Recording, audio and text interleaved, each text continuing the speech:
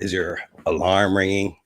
Are the bells going off? Well, they should be, because it is 4:20 p.m. only in California, the West Coast, folks. I'm sorry. I wish it was it's 4:20 everywhere. That's the kind of the mind space of the show. But right now it's 4:20 right here in California. I'm in Santa Monica. My name is your host, 420 Live, Jeff Kravitz. Obviously, my brain is a bunch of marbles after my Memorial Day. I don't want to call it a holiday. It's more of a tribute day. Happy Memorial Day doesn't really work, folks. I know I probably said it 10 times, but I saw everybody giving the president shit for it on the internet. And I'm like, oh, you know what? They're kind of right. Nothing happy about remembering, but it's nice that we're here to remember everybody that we've lost in the military and in our hospitals and on the daily. And, we're at a very interesting place in our lives. We are witnessing history day to day. And we're also distracting each other like something I've never seen before. The people are stepping up. They're stepping up to the mic. They're stepping up in life. They're making their presence known. I'm one of those people.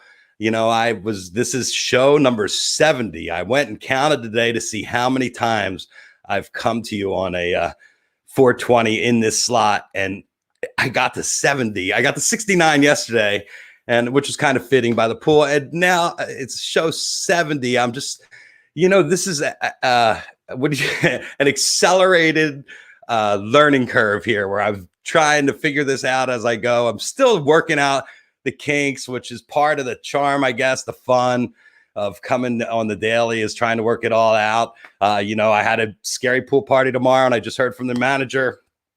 He's off tomorrow. So now I'm scrambling in my head. What am I going to do? But you know what? Don't worry. I got a deep bench here. We got a deep bench. So we're not really worried about it. This distraction, this music that is coming out of my computer constantly is such a joy. Today, I just listened to the first set of J-Rad. I'm sure a lot of people are home listening to J-Rad, and we're all getting ready for dinner and a movie. And Phish has come to us over the past, I believe it's week 5. I'm sure we'll count it down with the guys. But we've seen quite a few shows from the past couple years, and we are about to see a show from 2018. The 29th. I remember this night very, very clearly, especially once I went on to Google. I went on to Google and looked up the pictures that were from my phone and of the videos, and I was reliving the moments. And I had a couple classics. There's a couple interesting things. But I wanted to start today with this video. They do these Cameo videos, and they've been doing them for our buddy Kevin Shapiro, to think, because Kevin, he's the man. He's in charge of all the vaults. So everybody's wants to hear what he has to say. So here's a Ray Abruzzo talking to Kevin. Meeting of minds, because I thought after what happened last week, you had broken out of that stagmire that you were in with this 3.0 stuff. I mean, last week, you're listening to me. You did the 1.0. What happens? 40,000 people donated. You had record donations. And now you're going back to 3.0 stuff? Hey, listen, we've heard that Madison Square Garden webcast before. You know what people want. I already told you this once. They want the unreleased rare goods. This is what people want. This is what works. Come on, Kevin. Do the right thing. You know what the right thing is. I'm telling you what the right thing is. And another thing, while we're on the subject, I mean, last week, what did Trey give us? Stuffed peppers with some pasta maggiore. Now that was some serious food. Now what are we doing today with Mike? With this one? Seriously? Seriously? Vegan ramen with no noodles? What the? Really? Seriously? Come on. Mike, take a lap. Let's have some real food. All right, Kevin, you know what to do. Unreleased rare goods. Make this right. Getting a little tired of this. And on that note, I'll bring in Tom Marshall and RJB because I don't know how to follow that up. Hi, guys. Let me unleash Tom here. Hold on. Tom, you're unmuted, I think. All right. There you go. Hey, congrats, Jeff, on number 70. And I kind of believe Carmine is right, man. Let's get some of the old stuff. Are you pulling for the old stuff? You want to see some unreleased stuff? I thought it was hilarious to see the band like that young and just kicking ass. That was great. That was amazing. It was time traveling. Hi, RJ. Welcome. This is your first time to 420 Live. It's nice to have you here. It is so nice to be here. Thanks for having me. I'm glad you're here. What do you think of little Carmine and the way people are starting to reach out to our boy Kevin Shapiro? I think it's great. It's creative. Go ahead, RJ. I feel bad for Kevin, honestly. He's getting beat up, huh? Well, RJ, your mic might be cutting in and out. Last week. I don't know if you heard. Hold on. Just give it a second here. Sometimes it takes a second to lock in, and then we see a lag, and everybody at home looks fine. So, hi. All right. Hey guys, can you hear me now? I can hear you fine. It just looks a little laggy for us, Tom, but I don't know how it looks at home. So we're just going to go with it as long as we can hear each other. I consider that it's working. All right. So, what's your opinion on the choice tonight, there, RJ? I was at this show. I loved the show. It was a really, really fun night. The tweezer alone makes it worthwhile to me. So I'm happy with it. I mean, as Tom mentioned, seeing Trey in 1997 reminded me, how much different I was when I was, 33 or however old he was at the time versus now. But, he was so full of life, jumping around everywhere. It was crazy to see. And I kind of forget that from seeing shows at that time. So that was pretty cool. But this is a really, really good show. That's I think a good recent show to pick. Yeah, Tom, how about you? Well, I remember after this show came on, and I rarely do this, but for whatever reason, I couldn't sleep in a hotel room in New York. And I was like looking at people's reviews, and I saw best 3.0 show ever or something like that after this show. And I think it's just directly, like RJ said, due to the, was it Carini, tweezer, Death Don't Hurt Very Long tweezer. And that lasted that was a half-hour opener. It was amazing. And how do you think it rated in 3.0 shows? Well, I'm not good at that. RJ's better at that. But I remember loving it. I thought it was great. That was a great Go ahead, RJ, go ahead. What did you think? Do you think it's one of the best sets of 3.0? Man, that's really hard. Not like top 5, maybe top 10, 15. The next night, 12:30, I think was one of my favorite shows of 3.0. And it's hard to see these two shows back to back. And I just really loved 12:30. I think it was a perfect Phish show. So this one, the second set was amazing. And, 3.0 is hard to rank now that the Baker's Dozen has happened. Because that takes several slots off the top. You know what I mean? Yeah. Well, I think I definitely remember the 28th being a stinker and me leaving there being like, oh, boy, this is going to be a hard run. I was just so disappointed on the 28th. So when I went in there on the 29th, my expectations were so low that I was like, okay, come on, what's going to happen? And then I just remember leaving there, and I actually found my video. I guess I was leaving the garden, and this is how. So I'm not in a t-shirt after the Phish show tonight. It's a little bit chillier, probably in the 40 degrees, but the show was much hotter than last night. The band was on fire. I don't think I've seen a Phish show that I can't remember the last time. Okay, so that was my first 15 seconds. Seeing them do a second set like that, it was maybe the best second set of 3.0. I hate to say it, but that was some fat shit. That was tight. It was like a well-cooked meal. Delicious. I want to lick the ball. So obviously my drugs were really good, and I was feeling it when I was coming out of the garden that night. Now for contrast, you should play what you recorded on the 28th. Yeah, well, I actually looked to see if it was anything bad, and it's me basically chasing down nitrous. There it is. There it is. Oh, it can't even, doesn't have enough hands. The boy doesn't have enough hands. Yeah, your hot sausage and cold nitrous. That was also part of my thing, was doing reviews of the nitrous sales after the show. You get in trouble that way, though, right? Not doing the reviews, you get in trouble if you got the tank. But Yeah. you know, it amazed me the amount of dental work being done outside the garden after a show. You mean when people just sort of fall like that? Oh, they're just standing around on concrete or sitting there in the cold, and everybody's, you know, binging out. And you know, I'm not going to say that I haven't gone down that road before, Tom. I'll be honest, but at the same time, I know how to control myself. I think the answer is sit down. Don't It's don't also walk around. find some friends in the hotel room that ponied up $600 for the tank. Oh, geez. RJ, are we better? No, it's all relative at this point. Oh, yeah, you definitely are. At least you're here now. Like your lips are moving when you talk, which is really good. It was looking like a bad Chinese dub job. Hey, Jeff. I know that congratulations are due for your 70th show, and we're honored to be here on it. But we should quickly congratulate RJ for his first day in that new house in near Philadelphia. Congrats, RJ! You finally made it. Thank you. The internet needs to be adjusted.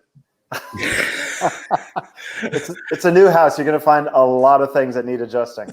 Fair. And RJ, you were in the middle of building cribs. I'm sure you're not done, so I appreciate you taking a little break out. You have twins, babies, twin 3-year-olds. We're actually it's not really a crib. We're just putting their beds together. But I ran down from putting the second crib together and got on this, and you know, it's not easy having kids, as you guys both know, but you know, but we're here. Yeah, well, twins. I could definitely must increase your alcohol intake.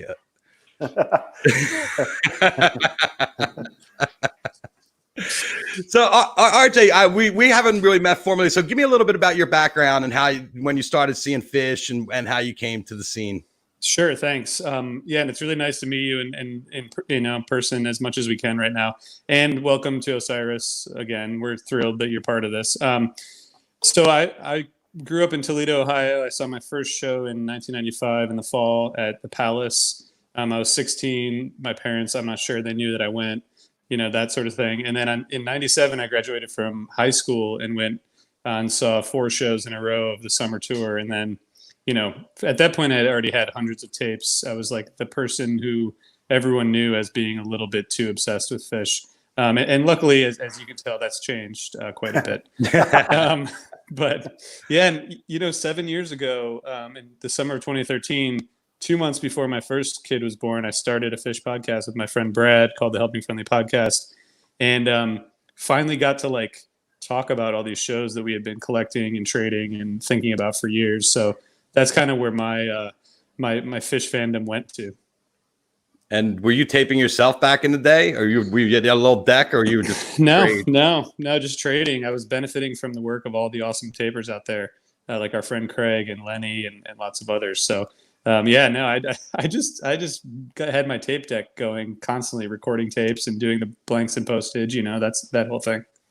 So you were sending trades out. You were a tree. You were It was great, man. I remember coming home from high school, you know, like checking the mailbox for new tapes, and it was one of the coolest feelings in the world to come home and like have a new show. And at that point, a new show was something that had been played maybe a month ago, if you're lucky. You know, I think people don't realize how lucky we are to be able to listen to Phish, you know, moments after they walk off the stage. and see it and watch it. I mean, sometimes it would be 6 months sometimes before I could get a tape of a show I went to. Eventually, I bought my own DAT and I would take it into the shows, and I'd be back there and I'd be, hey guys, can I plug in? Yeah, I go Odie Brothers to get the cables and Terrapin tapes to get the blanks, and You know, it was just like a whole thing you had to learn, and it was a lot harder to learn because we really didn't have the internet like it is now, you know? Yeah.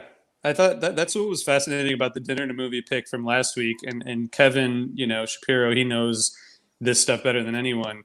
That people were waiting for months to hear new Phish music. They were in Europe in February, and then they went back to Europe in the summer, and they hadn't played a summer show yet. And that was a super anticipated show because people knew that new songs were being played, but a lot of people didn't know what those songs sounded like. So I think that was a pretty cool hat tip to kind of the, throwback in terms of the culture. Yeah, because everybody got to hear the first Ghost that night. It was a lot of debuts. Yeah. But some of the reasons that we don't see a lot of this stuff in those days is, let's face it, Phish was not recording every show on videotape. And the summer shows, one of the reasons they recorded them was because you had those screens on the lawn in the back. So you had the cameras built into the venue that was part of the package. To create an experience for the fans on the lawn, you would videotape the band, and then the band would have a tape that would go into their vault and nobody would ever see. So that's the reason a lot of the summer amphitheater shows, there's a multi-camera tapes of, but even if you look at the way that was shot last week, you're not seeing a lot of wide shots. You don't see those wide grand stage shots because that's what everybody's seeing from their seats. So most of the stuff you saw on the take were closer stuff of the guys, finger shots, one shot, maybe a two shot. So the way the whole show is directed and called is completely different than what we're seeing from the stage in 2018, 2019, the way Ellie and the guys call the show, and Trey, the way Trey Kerr I'm talking about, not Trey Anastasio, the way when they direct these live Phish broadcasts, they're trying to create the whole experience for everyone at home. In this case, it was just trying to create experience for the people in the cheap seats. So I didn't know that, man. That's really good education, because I was actually saying that, like, how come we're not seeing these nice wide shots of the audience from further back or anything like that? And it seemed like a lot of the shots were just from in the pit, like filming up with the guys. So right, because it's showing everybody what it would be like if you were in the front row, or what you would see if you were the camera guy. So that was creating a different experience in the venue. So yes, a lot of people don't know that because they don't understand. They don't remember back in those days. But in the 90s, when I was working with Phish back in the mid 90s, early 90s, 94, 95, 96, they had their chiropractor, Eric Larson, would double as camera guy. So he would be cracking the guys and massaging board for the show. And then during the show, he would be up on the soundboard with one video camera, VHS, and he would tape the show, and he would go from a 4-shot to a 1-shot to a 2-shot to a 4-shot. And so there's probably a ton of tapes in the archives, the Eric Larson collection, but I don't know how much of that stuff and how engaging it is for an entire show. So I'm sure if the show's good enough, I watched Halloween 94 from some guy's bootleg from one camera, and it was freaking incredible. And there's at least one summer 1.0 show where Tom came up on stage and sang. So I think we, should be waiting for that. Don't you think, Tom? Well, the fact that Eric put those cameras up means that there's not even one of my appearances that wasn't recorded. I don't think, even if it's like badly recorded. I think I should at some point, go chill out with Shapiro in archives and look at all my appearances.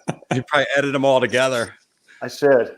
Hey, there's a couple fans out here that are saying hi. I want to say hi to Andrea Newsonoff is there. Oh, yeah, sure. Where is she? Aaron Schimmel.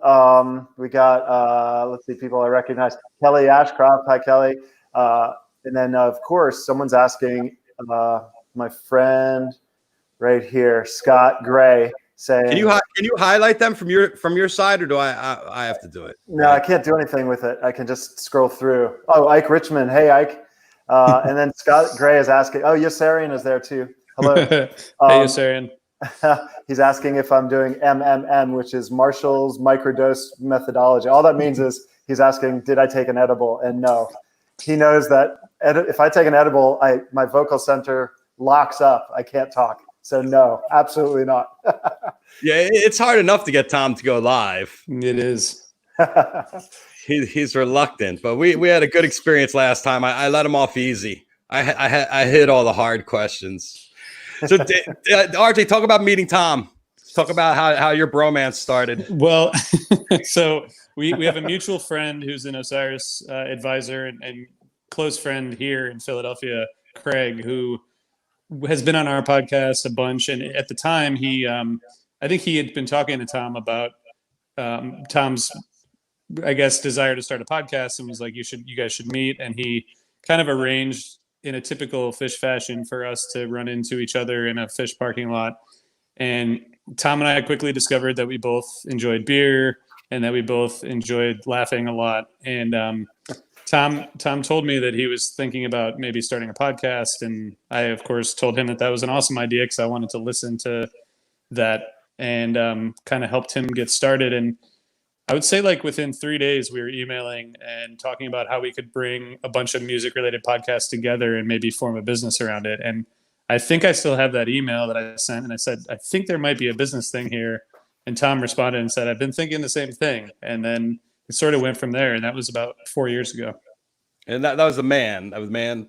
That was the Man. Yeah. The first night of the Man, 2016. There's some good shows at the Man. It's a great little theater. That was my first visit there. So it was a highlight. I also gave Tom a Helping Friendly Podcast sticker, which I expected him to just like, throw in the back of the car, and he put it on this car immediately. And I was like, wow, are you sure you want to do that? And I think it's still there, right, Tom? Yeah, I thought you said throw on the back of my car, so I put it on my car. So we had I think it's proven out over the years, like we have a very complementary perspective on stuff, and personality wise, everything works. So we became friends quickly, and started thinking about what would be Osiris like pretty much right away. RJ, Alex Bushiazo claims he was there that night at that moment. He was. Hold on, there it is. All right. Yes, he was. Alex was there. Hey, Alex. I think we actually have a picture of me and Alex and Matt, our HF Pod co-host, possibly a couple other folks. Awesome. So the match was made, and you guys have been killing it on the podcast. Tom's Under the Scales. How was Billy Strings, Tom? Oh, thanks for asking. So Billy Strings is the current Under the Scales that's on. That's out right now, came out Monday. And he was a really cool guy to talk to. He's super, super mellow. And he's funny. He had some kind of like hillbilly kind of stories of him. And he was happy to talk about it. Him tripping on acid, falling in a river, going back home to his house, and his mom. And he was totally happy to tell his mom that he was tripping too. And his mom knew exactly what he needed at that moment. And that was to hear extremely loud the Edgar Winter band playing Give It Everything You Got is the name of it. It's like kind of like this unbelievable sort of hippie funk anthem. It's not hippie. It's a funk rock anthem. It's unbelievable. And then, Edgar Winter, there's incredible horns in it. And it's an amazing song. I've been listening to it a lot because of Billy. And he also told me 4 other songs that were pivotal to his music career. So check that out. Current Under the Scales. And Kravitz, we got to get you on Under the Scales. Yeah, I'm game, Tom. I'm full of shit, so I'm ready to talk at all times. They can't shut me up around the house already, And this weekend, Tommy Chong's 82nd birthday, and I gave him one of these solo pipes, and he shared it on his 82nd birthday, and he's like, "My one-hander, thanks, Kravitz." And I'm like, I'm in this bizarre world, I'm kind of like in this upside down where, I posted on Instagram this week on Saturday after I got done with the weed farm, like what kind of life am I in where I was 2 months ago or 75 days ago before I started all this, where I was a photographer and, I had all these grand plans and everything laid down to just continue my life as the way it was. And the brakes screech on and you have to go into some kind of pivot mode, which, where I am in the middle of, and I've created this body of work, these 70 shows now that have been so kind of revealing for me as who I am as a person, as well as where my future's going, because let's face it, I don't know where it's going, but right now I can deal with the here and now. And for here and now, I'm here, and I'd love to go pick up my camera and go shoot, but I don't know when the next time that is or what the next event is that's going to be out there for me to go work. So until that comes around, I'm pivoted out. And it's just so bizarre that just the way life unfolds and the way things play out, you know. And as you guys see, the way you've created your network, it's all kismet and running into people and talking to people and growing and communication. And I think at the end of the day, the good thing about Osiris and everybody here, we're all kind of communicating the same thing. And that's our huge passion and love for music. And especially wrapped up in the band right there over Tom's shoulder, the Phish from Vermont. You know, they are one of a kind, and what we saw, love it. Have a beer from Vermont. You get a beer from Vermont. But what we saw last week with the 97 show is a glimpse of the band at the raw form. When I first saw Trey, and that was 94, he reminded me of a sheepdog that was playing these songs, and like, these are my songs, you're really gonna like them. And then he was so friendly and gregarious and gracious and just like so into it that it made you get into it. And the fact that it was changing every night and shifting, and I'm like, and being a deadhead, I was like, wait, these guys mix it up every night? Are you kidding me? Well, I got to see what they can do besides what I just saw, because whatever you saw in 94, you left the place going, holy crap, what was that? Or even 95, 96. Tom, you saw it from the very, very beginning. How was the energy different in, let's go back another 10 years. How was it different in 87 and 88 and 89 than it was in 97? No different. I just remember him, like, he would come off the stage and he'd still be on the stage. You know what I mean? Like, hey, Tom, you want to write a song? Or he'd grab his guitar and keep playing. You know what I mean? It was like everything was one big musical continuum with him. If you're on the bus, you think maybe, all right, we're going to get to relax. There's no relaxing with Trey, ever. And it's always amazing. And there's always music involved, which is why he's so much fun. What was your first impression, RJ? What was the thing that stood out for you the most? Seeing Phish? Yeah, just seeing Phish, and when you saw Trey and you got a load of his act, and you're just like, I mean, you know, 95, I just remember, you know, collecting tapes, getting Amy's Farm, getting some 93 shows, getting some 94 shows.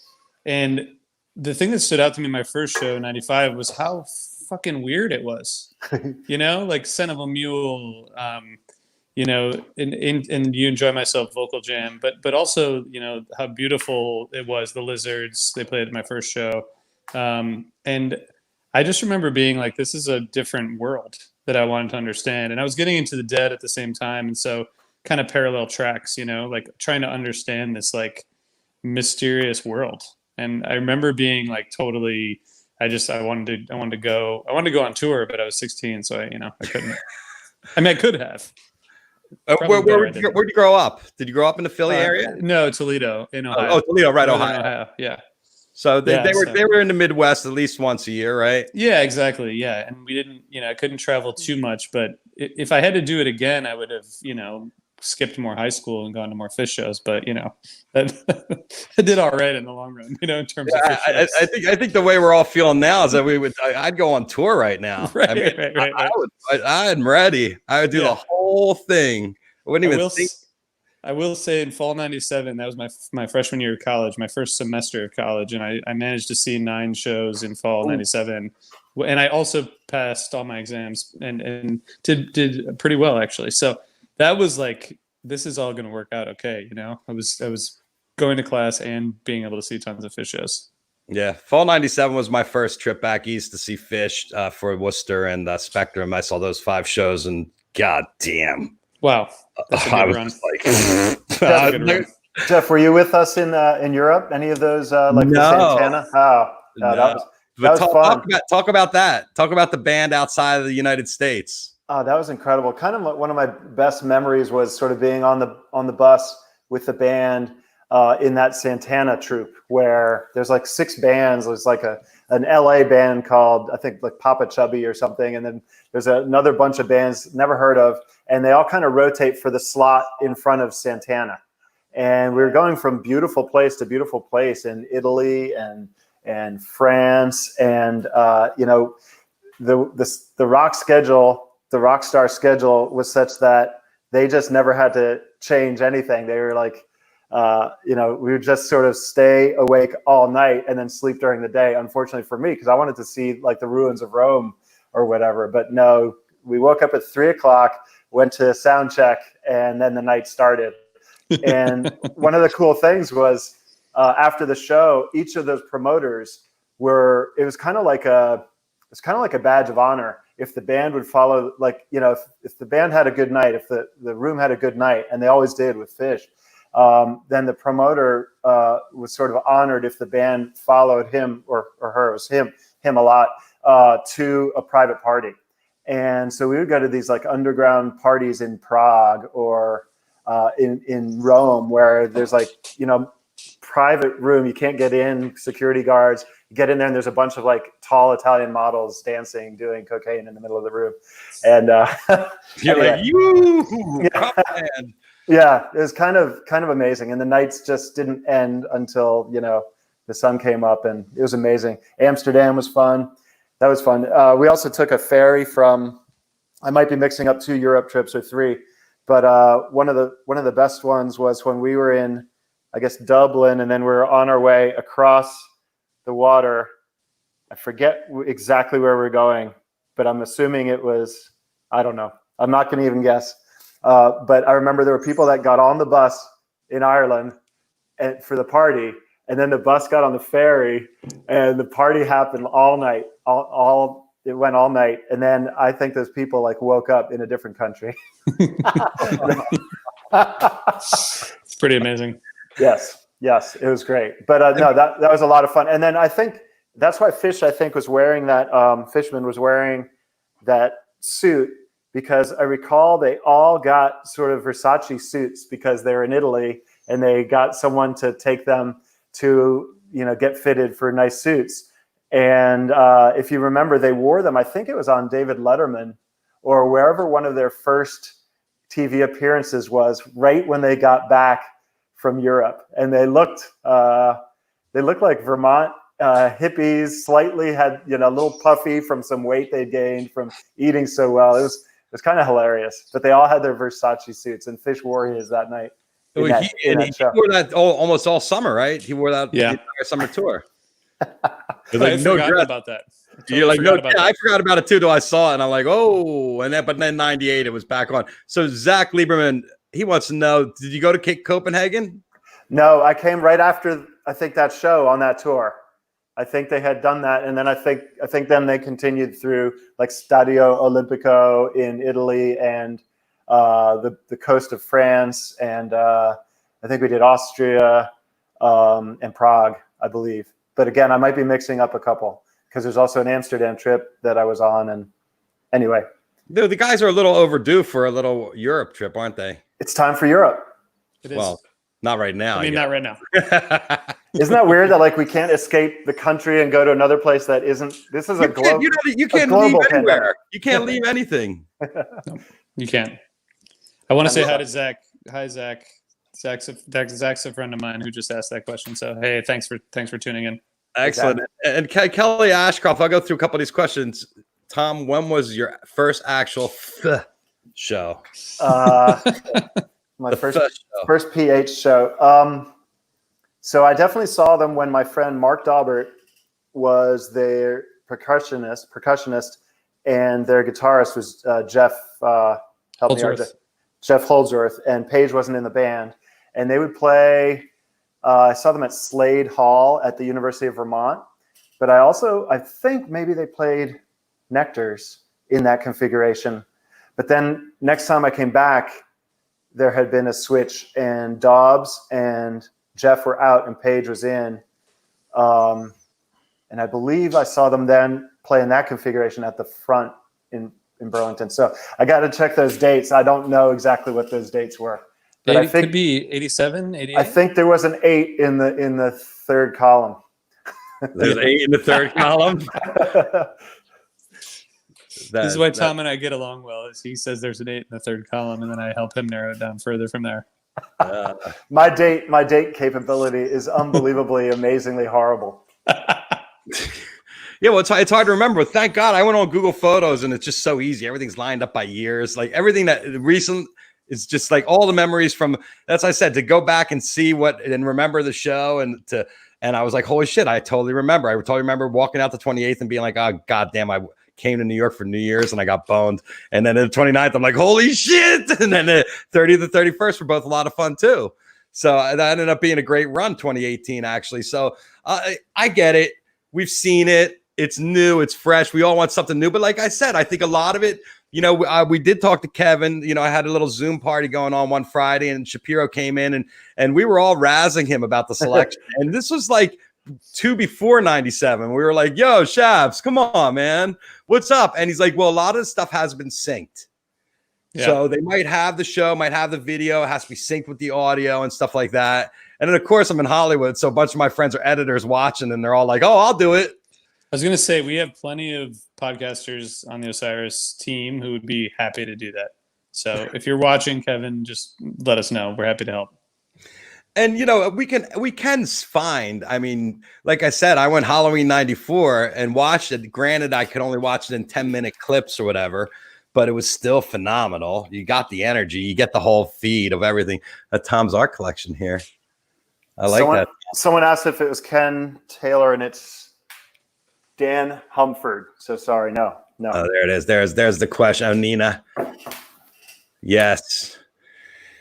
Anyway, yeah. So I really think that coming into this generation of shows, you know, the band was really tight. They played really well that night, and it was really memorable. So I'm looking forward to reliving it. You know, it's just something to do with your friends. If you're not happy about it, you can go find some old Phish show. Everything's out there, right? And people are streaming shows. I mean, people are streaming shows all over the place if you know where to look. I mean, it's a good time to be a Phish fan if you're looking for video content. I mean, there's a lot of stuff out there, you know. I don't watch a lot of video content. I listen to more, but there's so much out there. Yeah, and one of the things people were banging the band up was the fact that it took till Sunday to come out with the announcement. You know, because we all have such busy schedules. The summer tour before, like 2 months before summer tour will come out.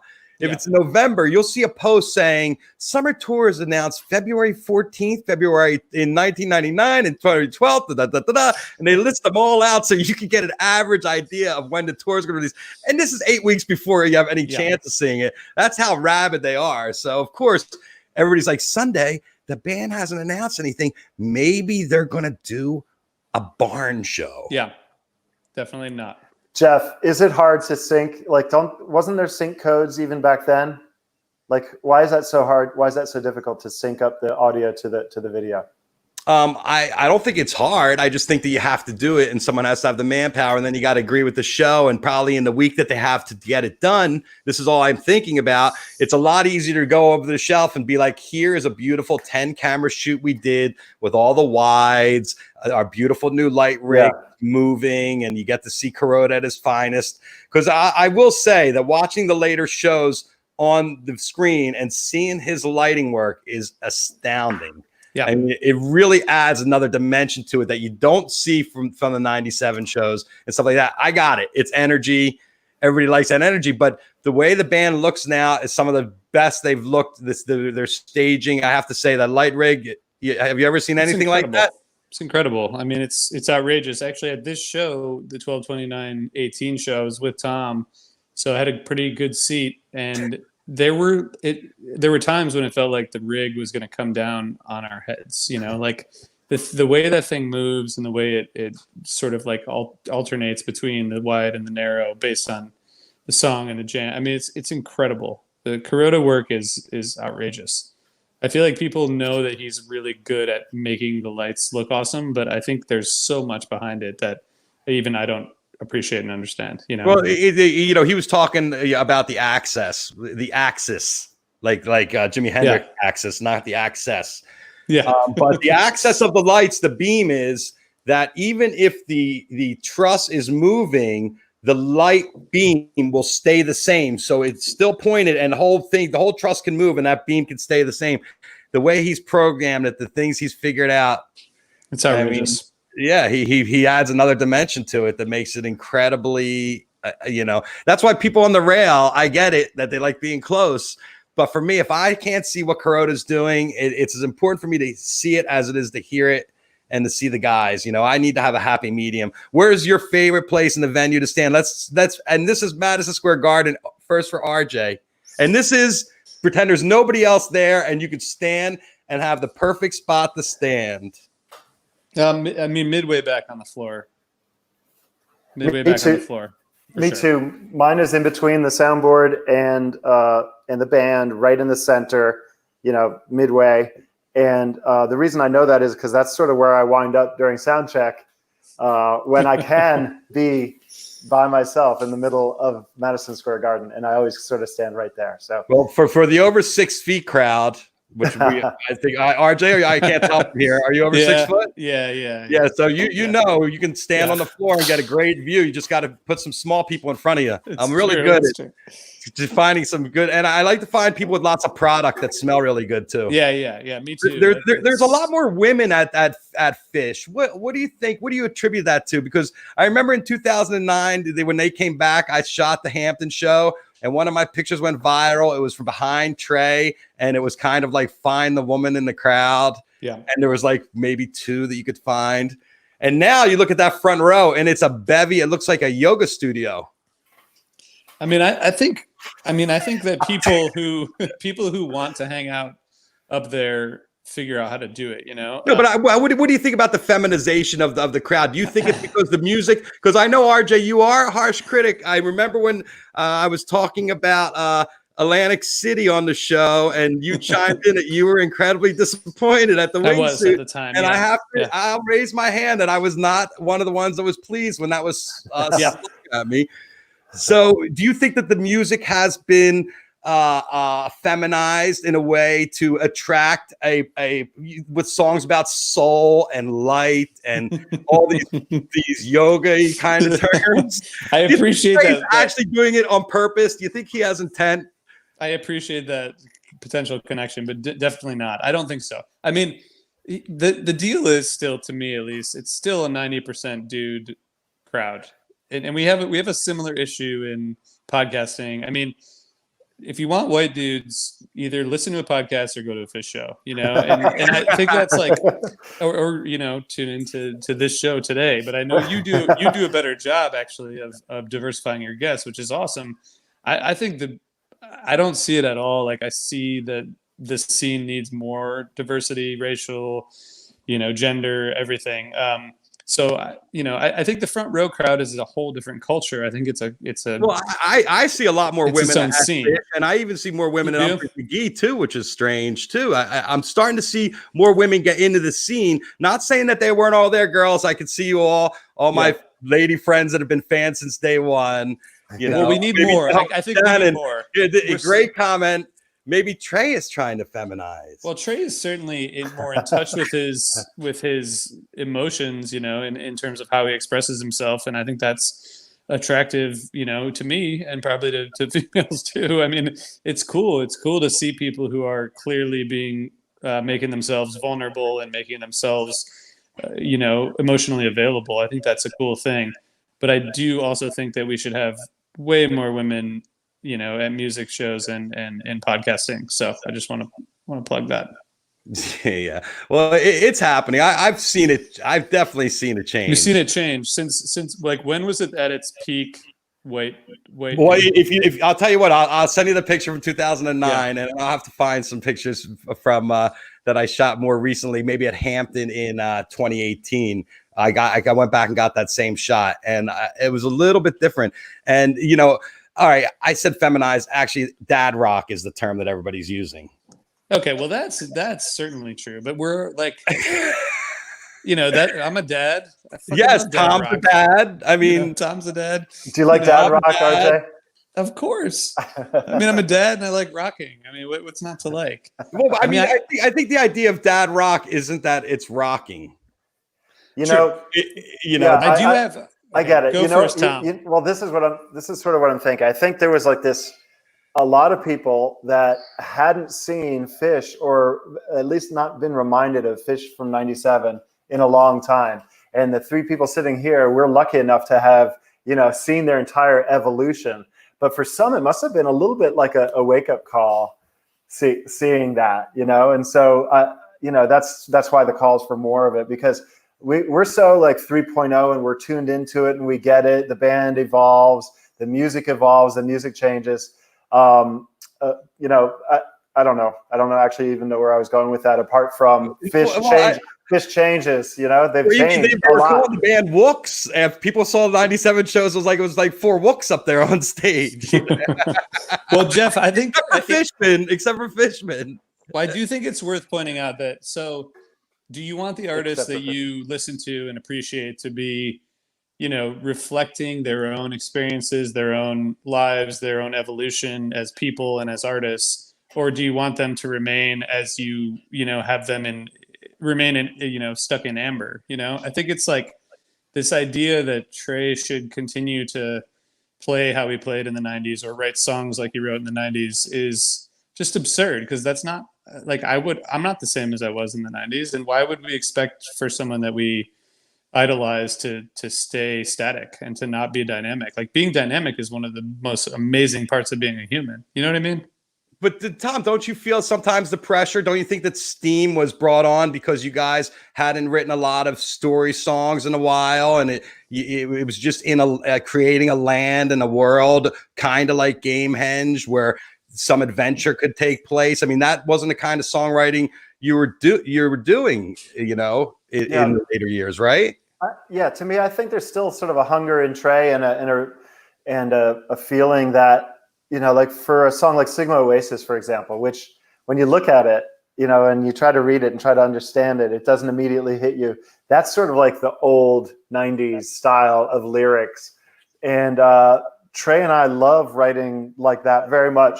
But I also think he's choosing, you know, sometimes a song will, you know, start one way and end up another way. I think it's very easy these days for him to turn them into sort of experiential songs about the way that he's feeling, rather than sort of something that might be a little bit more obtuse. And it seems like he's, like RJ said, he's gotten more in touch with his possibly spiritual side. And I feel like I haven't as much, and I'm still writing like Steam and Sigma Oasis type stuff.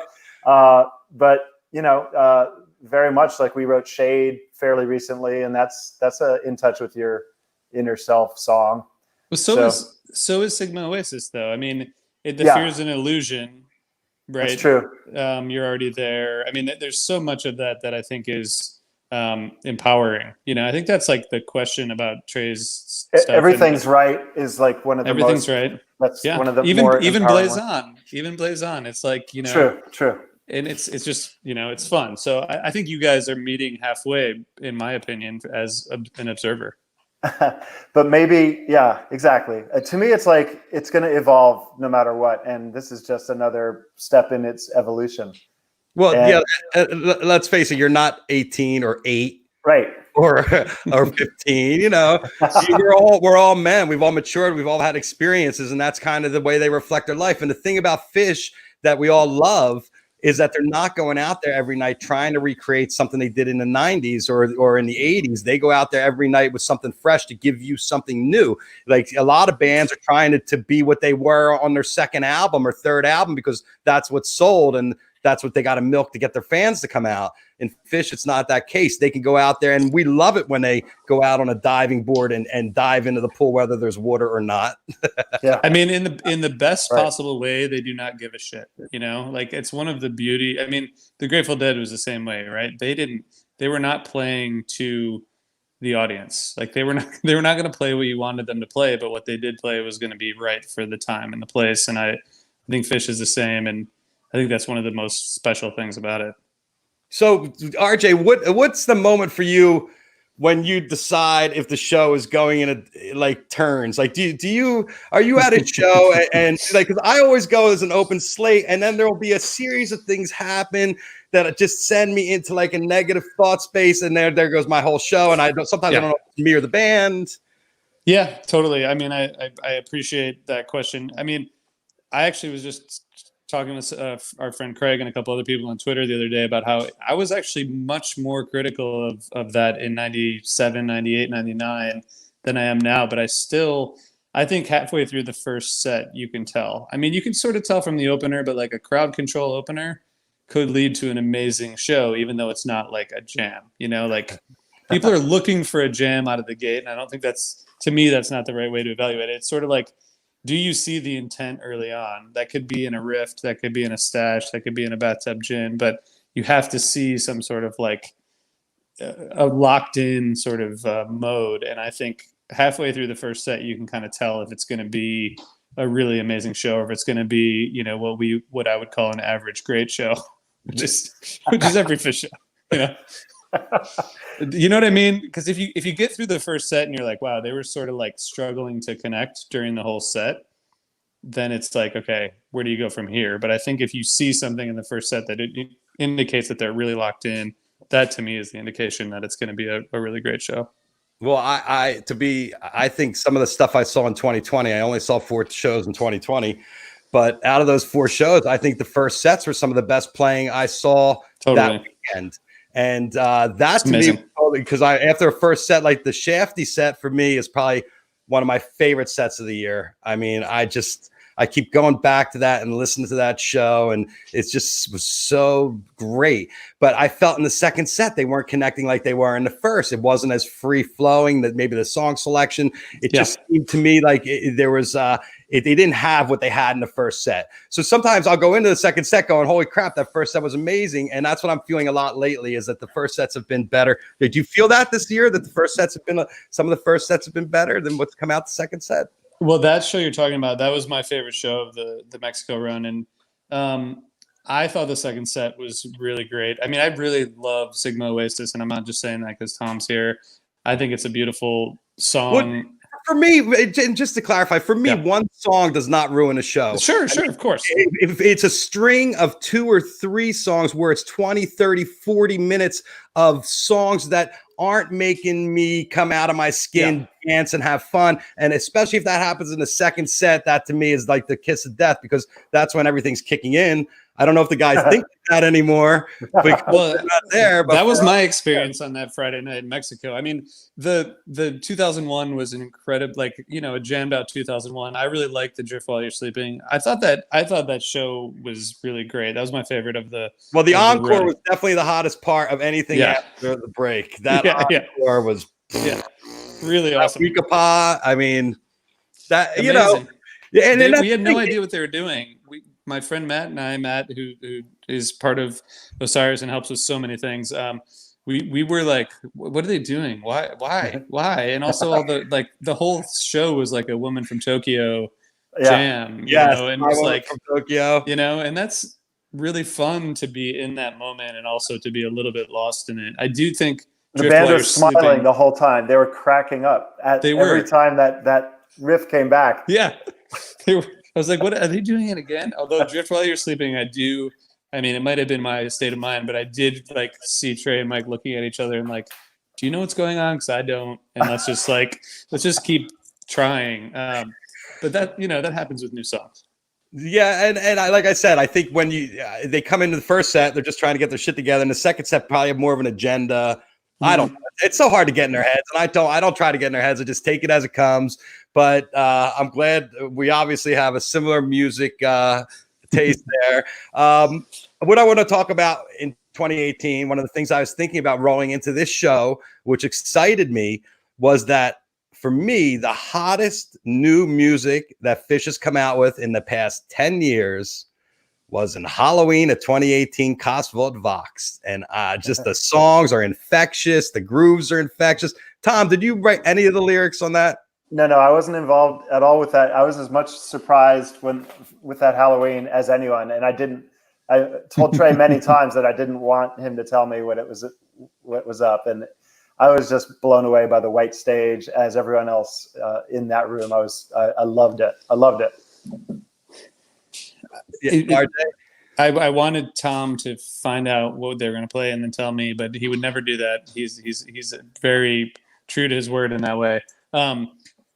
I think the 12/29/18 show, I was listening to it today, and the Turtle in the Clouds, the crowd went absolutely insane. You know, there was a beautiful jam and Blaze On. I mean, it was a good first set, but people went nuts. They hadn't played since Halloween, right? This was so they played the music, and no one had heard it in the scheme of a Phish show yet. But we could feel the energy burning the music out. So we were all looking forward to that rolling in, right? That was exciting. show was we were going to hear that stuff live. And I think we heard 9 out of 10 over the 4 days, something like that. Well, in this show, in Mexico, in this show, in 2018. 2018. Oh wow, And that was I didn't 4 realize nights. that. I think they played That's 9 incredible. out of 10 of the songs from the album. That's incredible. I believe it. Correct me if I'm wrong over here in the comments. Someone do Well, it. this night they did "Turtle in the Clouds" in the first set, and then "Death Don't Hurt Very Long" in the second. Right. I mean, and that was that's- part of that big Carini tweezer. Yeah, in the tweezer they did the Death Don't Hurt Very Long, Yeah. right? I mean, if you think about the creation of music between 2013 and 2020, I mean, it's outrageous. If you think about Casvad Vox, Thrilling Chilling, Wingsuit, Big Boat, Sigma Oasis, there's and Ghost of the Forest, of course. Like every time Trey particularly hits on a new project, it re-energizes the band, and I think pushes them in a different direction, which is just so exciting. But I don't know when he sleeps or if he sleeps. But He doesn't sleep. it's He doesn't sleep. outrageous. Yeah, Well, he doesn't you sleep. know one thing about Trey, he's going stir crazy right now. He's been home the longest he's probably been home in the past 30 years. So he's probably climbing the walls waiting for stuff to open in New York just so he can go out for a walk. When you don't hear from him, he's like, that means he's mastering an album or he's writing new songs. Well, guys, we're cruising into the end of the hour here. Any thoughts, any last thoughts here before I let you go? RJ, last thought. Well, I want to say, sorry, I want to go back to something you said, Jeff, earlier, and I can't help but be in my interview mode. But when you talked about the idea of pivoting and changing what you're doing to meet the needs of the audience right now, it's all pivoting. It's all like jargon, whatever. But it takes a lot of courage and it takes a lot of like fearlessness to just say, I'm going to try this thing that I've never done before, in order to try and forge a new path. And you've done that. And I think it's really cool. It takes a lot. So congratulations. And you could be sitting there thinking about oh, how do I keep this thing that I've done for a long time going? And instead you dove straight into something. And I think your enthusiasm and passion is super clear to people who watch. And I think it's really cool. Jeff, just to echo or to add to that, you're like such a social, like your camera is just part of your mouth. You're like talking to someone when you're photographing them. And when you're not allowed to take pictures right now, this is like your substitute for that medium. And I think it's going really great. And I'm, happy to be involved with it. This is my second time on. I might be the only twice guest right now. Yeah, right. You're right. But Tommy Chong's hot on your tails. Let me tell you. The Toms are well represented. Yeah, I like it. Well, thanks, guys. We're going to have to do this again. It was a lot of fun. I think the fans all enjoyed it. It's really good to get everybody excited for the show tonight. So I appreciate you. I appreciate being a part of the family. And we're going to do great things here. I can feel it coming. And thanks to all the people I didn't get to call out, Carolyn Keir, Drew Pearson. There's a whole bunch of people there. So thanks a lot, Jeff. Thanks, RJ. And thanks to, Mark Reckler. Hey, Mark. Thank you, Jeff, for having us. And again, welcome to the fam. Thanks. Lots of fun. And we'll see you guys soon. Enjoy the show tonight. All right. Enjoy the. All right. Oops, I cut Tom, of course. Enjoy your kale salad, guys. Oh, yeah. Carmine with the kale salad and the vegan without the noodles. We didn't even get into the kale salad whole thing. Fuck kale. Henry Schwab, the kale fanatic. Well, folks, I got a little bit of business to do real quick. Solo Pipe Venice. Send the guys a solo pipe. Mental Health Month. May is Mental Health Month. Backline care. Very important. Take care of yourself. Send Backline a little cash. Ashers, we are still developing our chocolate bar, our 420 live chocolate bar. Then you can get 20% off with Ashers with the 420 live coupon right there. And give a shout out to the Asher family. They're some fine chocolate. We crushed all of ours. So I'll be calling Jeff up for a little bit of a refill. But, guys, it's a pleasure to come and talk to you and be able to take up some space here with you guys. This has been my distraction. Now it's show 70 today. So thank you so much for tolerating me and this crazy idea. And we're just going to keep it going. And I have no idea who's going to be on tomorrow or Thursday. But Friday, we have Cameo coming on. And we have big stuff. I got Bonnaroo Week coming up. I have Father's Week coming up. I got big plans. Anyway, take care of yourselves. Take care of each other. Hydrate, medicate, stay off the sugar, right? peace, love, happiness for all you guys out there. Here's the hug. Pow! Have a great night tonight, Tuesday. Enjoy your dinner with the movie. Have a steak. Come on.